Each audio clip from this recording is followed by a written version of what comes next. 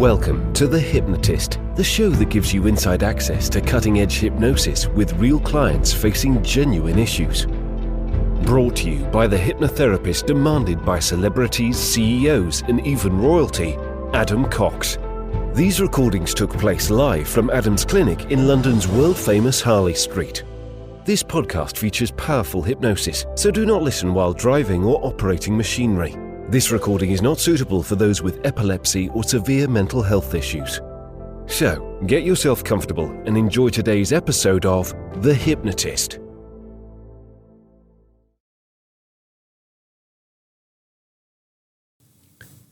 Hi, it's Adam here, and in this episode of The Hypnotist, you're going to be listening to a hypnosis session created for a client that was dealing with intense anxiety linked to the idea of overwhelm. And what you're going to hear is two key things in this session.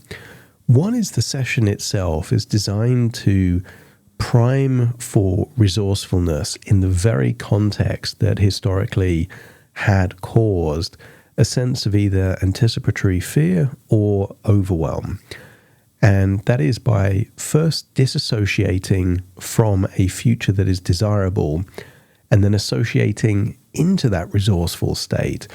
And this is things like doing a presentation for colleagues at work, or dealing with a long drive, or perhaps even chaos with family life in the home. But disassociating and then associating into that. But the first level of disassociation is this particular client had a room in their house that they used to work out. It had padded mats on the floor, and that was their space. They knew that they could use it for quiet reflection, meditation, a way of thinking about the future. Because another trigger that they had for anxiety was being left alone with their own thoughts. And if you feel that thoughts can change your emotion and you're not in control of them, that could actually mean that you're constantly living under a sword of Damocles where at any point you could experience anxiety because at any point a thought may come to mind. But if it's about trusting that you can have time with yourself to think about things, and that actually those thoughts are something you can influence to work for you rather than against you, then the very thing that is causing the anxiety then can cause highly resourceful emotional states. And the analogy I used for the client before I started the session is that they've got the mechanics to think about the future already there. That pipeline, that engineering is already there. All we're doing is, instead of anticipating undesirable outcomes, we're now using that same infrastructure to now anticipate positive, resourceful outcomes where they have a sense of calm, composure, and control. And I think for that reason, it's going to be quite useful for anyone dealing with anxiety, particularly those things that they anticipate not going well currently. Obviously, it was created for an individual. Not all of the suggestions are going to make sense or be relevant for you. So if you do feel like something more bespoke or customized would be helpful, there will be a link in the show notes where you can schedule a free consultation call to explore working with me.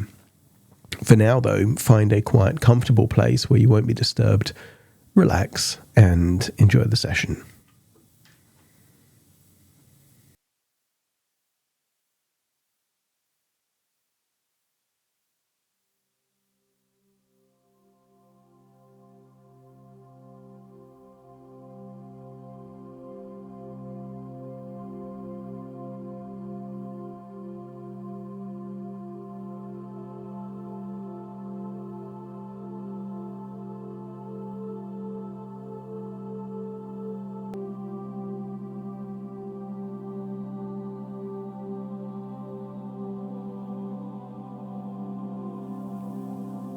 Take a deep breath in. As you breathe in a resourceful feeling of relaxation. And as you exhale, release any tension around your eyelids, jaw, neck and shoulders. and feel that released tension leave your body in that outward breath. The next time you breathe in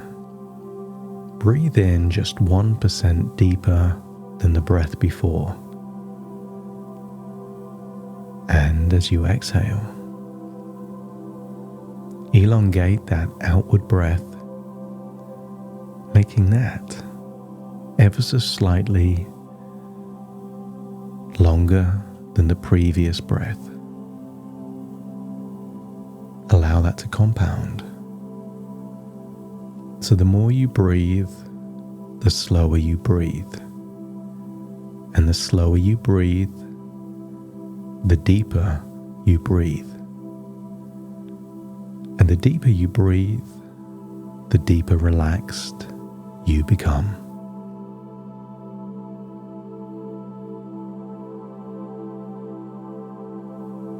And I want you to use the power of your imagination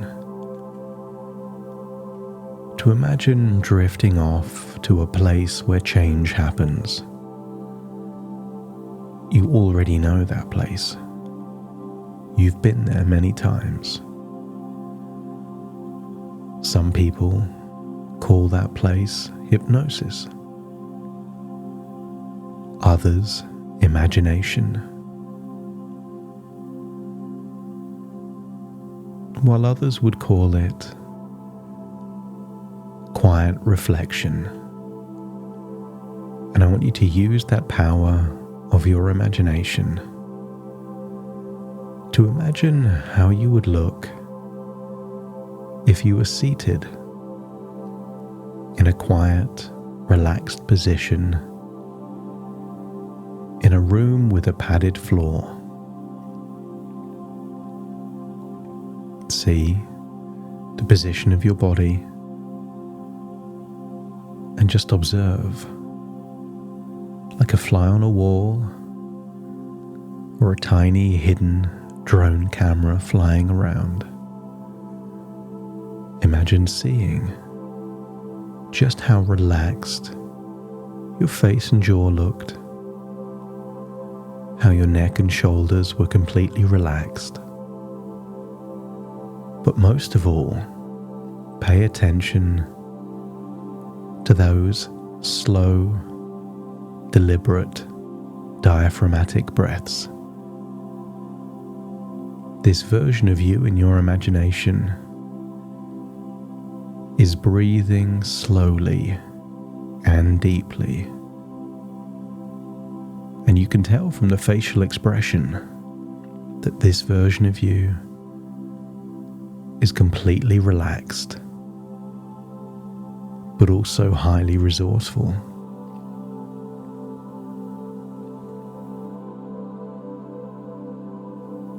And when you're convinced that this version of you is both relaxed and resourceful, let me know by nodding your head. And then step into that version of you, so you could imagine feeling how you would feel in that position on those padded floor.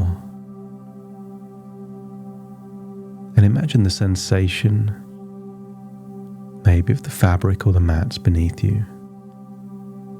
Adjust your breathing to reflect those long, slow, diaphragmatic breaths. Feel that tension is continuing to just melt away.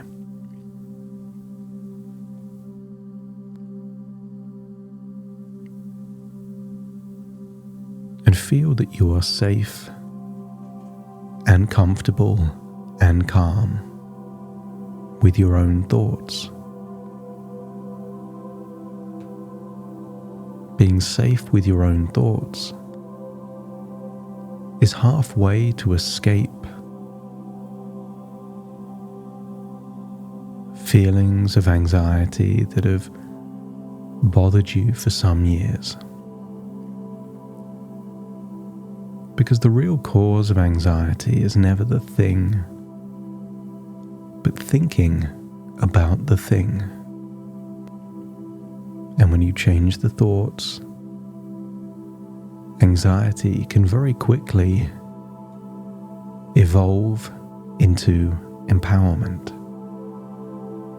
because the purpose of anxiety is protection, to keep you safe. But sometimes things get lost in translation, and rather than keeping you safe and preparing for future events,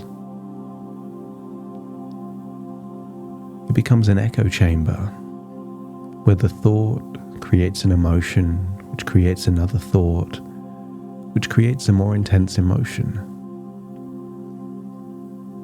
But when you're left with your own thoughts, with nothing else to do,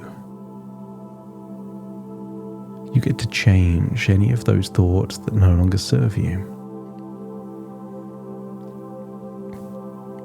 Like a coder or engineer, you can consider thoughts that lead to unuseful emotions as bad code or bad engineering. And this quiet time of reflection is where you debug or re-engineer these thoughts. So let's start by imagining you observing a future version of you in the hour before a presentation to colleagues.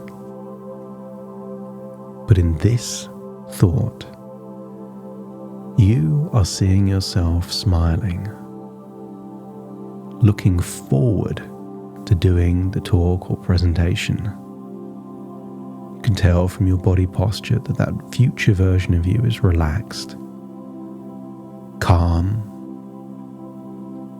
with a sense of composure. That version of you is completely unfazed.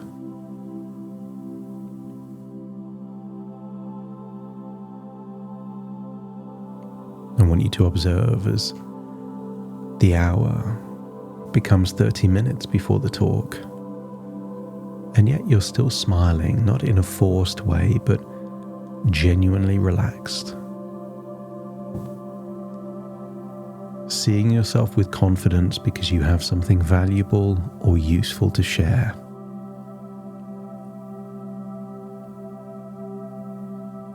This version of you has the ability to think on your feet. If a question comes up, you can answer quickly. Observe yourself in a state of flow, and then imagine continuing to observe yourself as the talk starts. Imagine the room that you would be, maybe the people that are watching, and you can change perspective. You might be that imaginary fly on the wall or flying drone in the room, but you could take on the position of any of those people watching you. But observe someone that is confident, relaxed, and resilient. And when you see that version of you, let me know by nodding your head.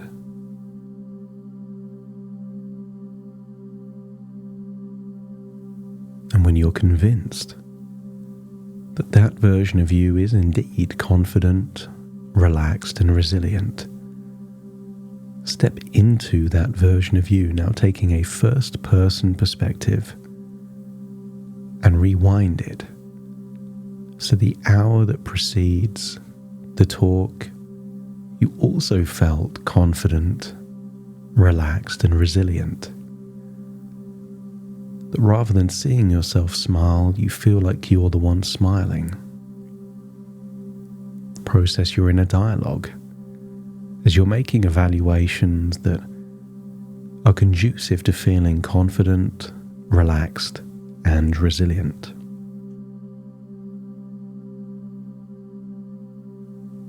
Notice how deeply and naturally you are breathing.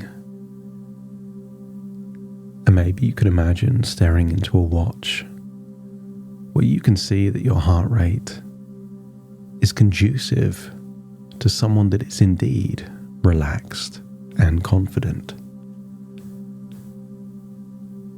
And if that heart rate was to rise, that does not mean anxiety.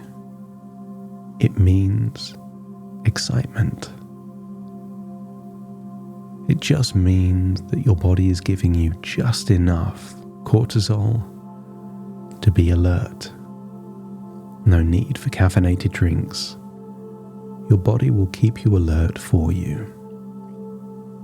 And then feel how you would feel to do that presentation or talk while simultaneously feeling confident, relaxed, and resilient.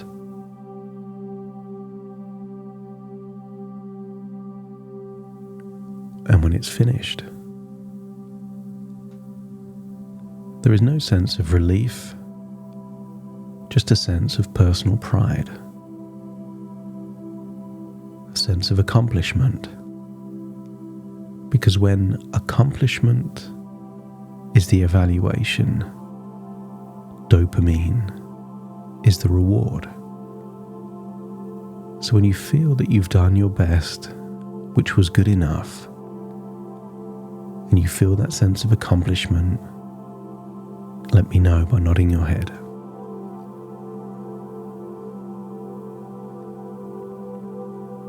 And then imagine returning to those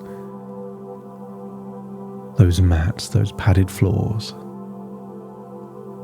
And this time imagine yourself in the future, like you're looking at someone just like you, about to take a long car journey. But I want you to observe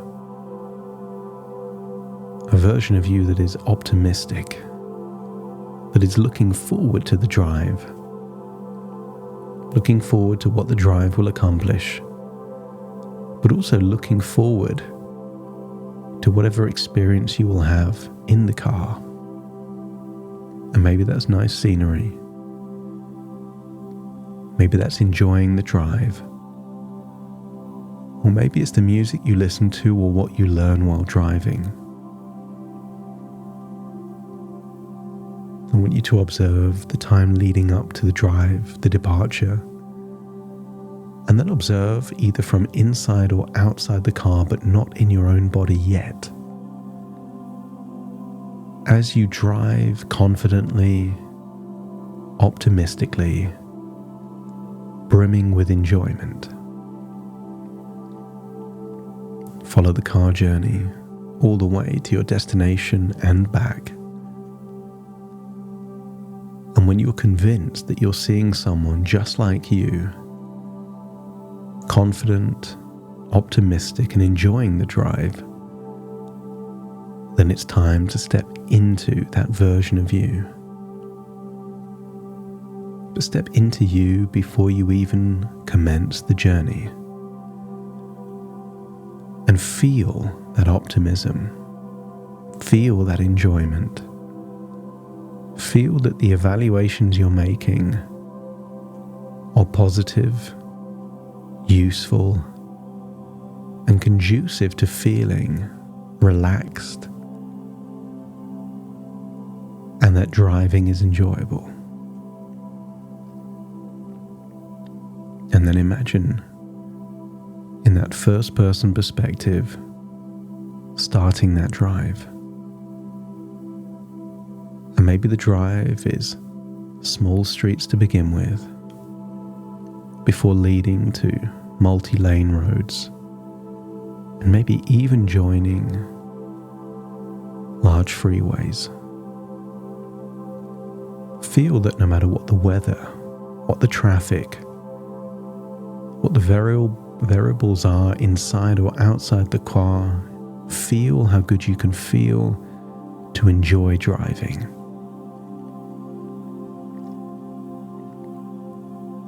Feel that experience while you're driving and returning. And when you return back to the completed journey, let me know by nodding your head.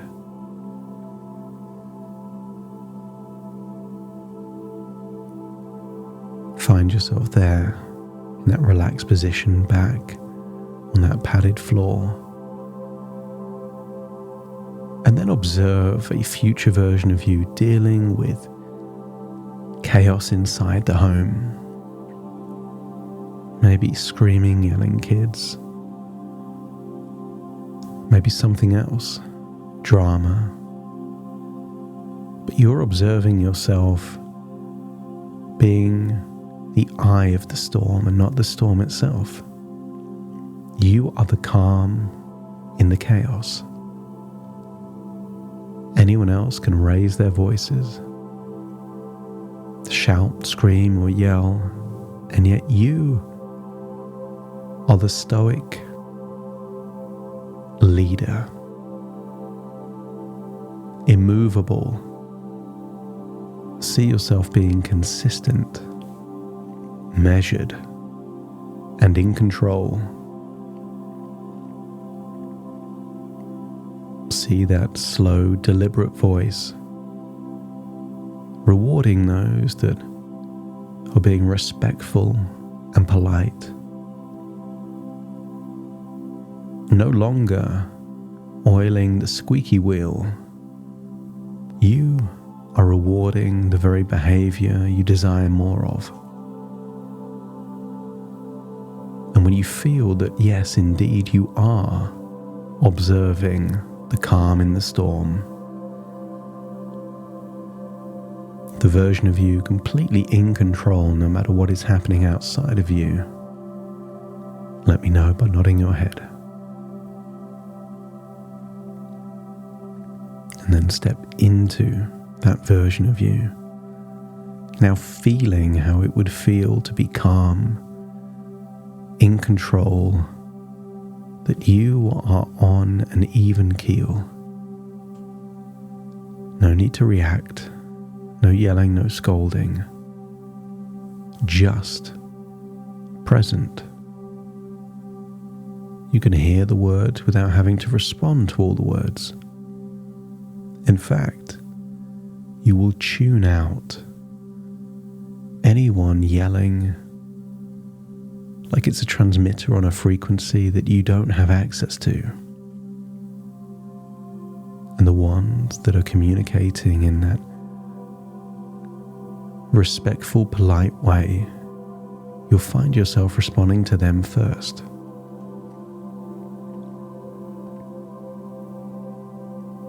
You are the calm in the storm that turns chaos into order. Feel how that feels.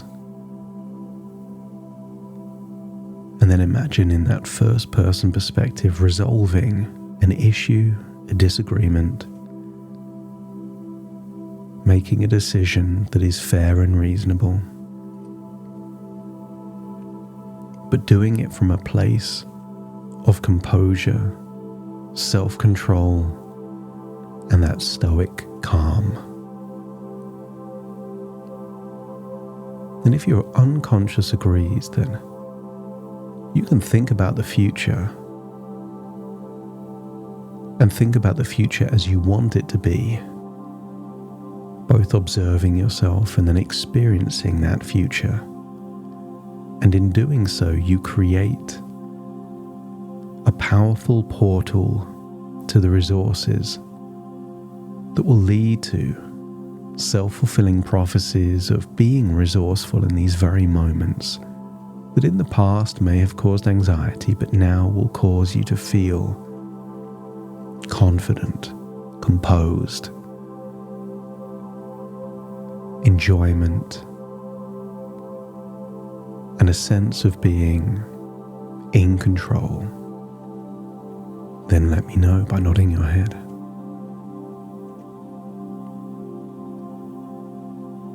As you return to the padded floor, the mats, I want you to get a sense that your mind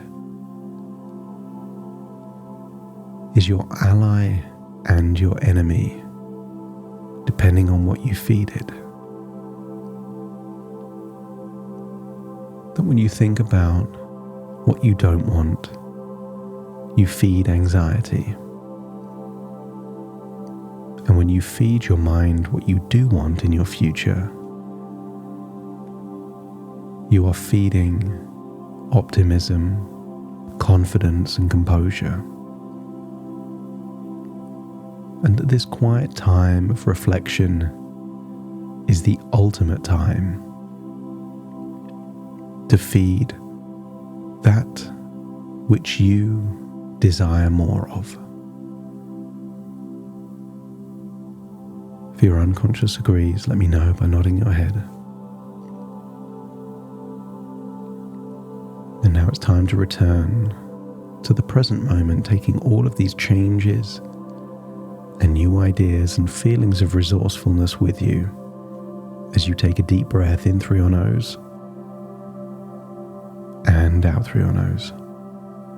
Wiggle your fingers and wiggle your toes, connecting fully with the present moment as I now count from 1 to 10 to awaken you. You will awaken feeling resourceful, optimistic, calm, composed, and in control. Starting to count. 1, 2, 3, waking up. 4, 5, 6, more alert. 7, 8, open your eyes, open your eyes. 9, 10, wide awake, wide awake, wide awake.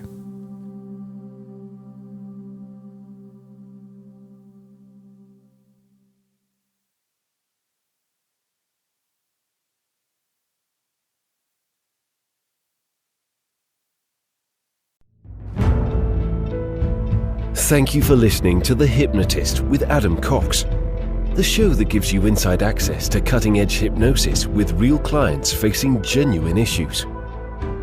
To automatically receive the latest episodes, please subscribe. If you'd like to support the show, please share this episode with just one friend you think it could help. And if this episode helped you, please leave us a 5-star review.